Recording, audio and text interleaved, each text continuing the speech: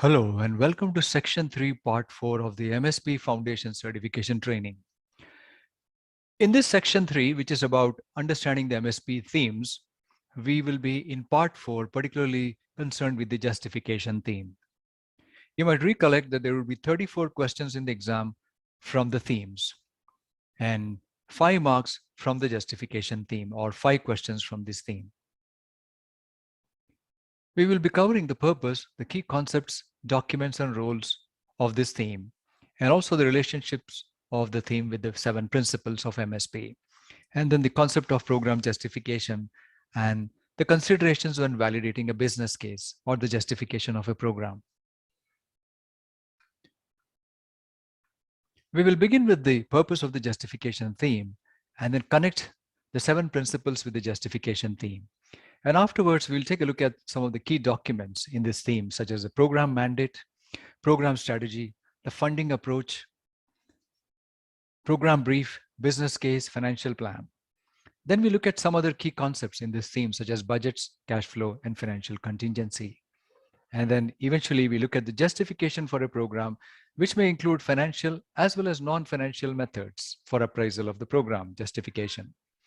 And lastly, the key considerations when validating a business case.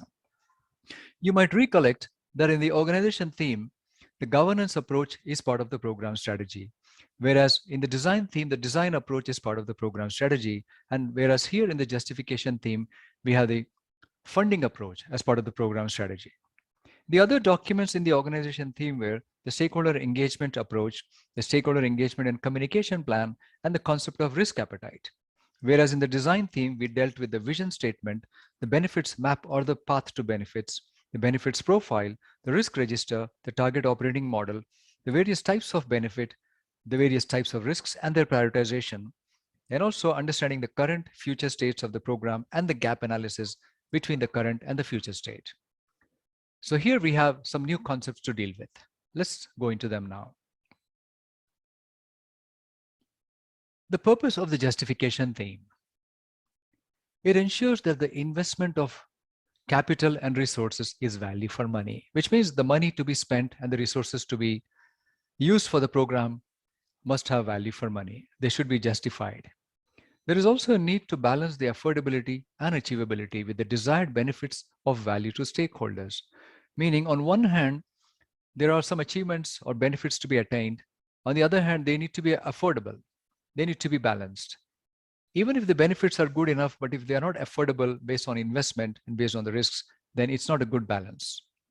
And lastly, to manage finances over the life cycle of the program, such as budgeting and cash flow management. Now we look at the relationships between the justification theme and the 7 MSP principles.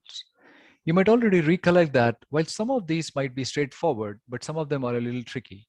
So let's take a look at them again here. From the justification perspective, lead with purpose. As you know, this principle is about envisioning and communicating it. So for the justification theme, it's about justifying and communicating the financial viability over time in the business case. Meaning, is the program viable or not? It needs to be justified and then communicated to concerned stakeholders. Collaboration across boundaries is the next principle, which is about various organizations working together in a program and collaborating. Therefore, here it's about implementing the governance for financial decision-making in particular, regarding the investments, the cash priorities, and the risks of achieving those outcomes. Dealing with ambiguity is particularly about the risk. Therefore, this is about reflecting uncertainty of estimates and specific risks in the business case. Note that the collaborate about boundaries is about the governance for decision-making and the risks profile for the outcomes there. Whereas dealing with ambiguity is about reflecting the specific risks in the business case. Align with priorities. You might recollect this is about making use of emerging information because a program's environment is not static. It changes continuously. Therefore, from a justification perspective, it's about reflecting new information in the business case. For example, the performance to date of the program, what are the potential changes in the program's direction, the changes to the size and the phasing of the costs and benefits, and changes to the risk profile. Deploying diverse skills. This is about the capabilities. Therefore, from a justification theme perspective, this is about providing visibility in the budget of the incremental costs of deploying specialized skills from inside or outside the organization. If you notice, it's about the investment because we are in the justification theme. Next is the realize measurable benefits principle. This is about the outcomes and benefits to be achieved in a program.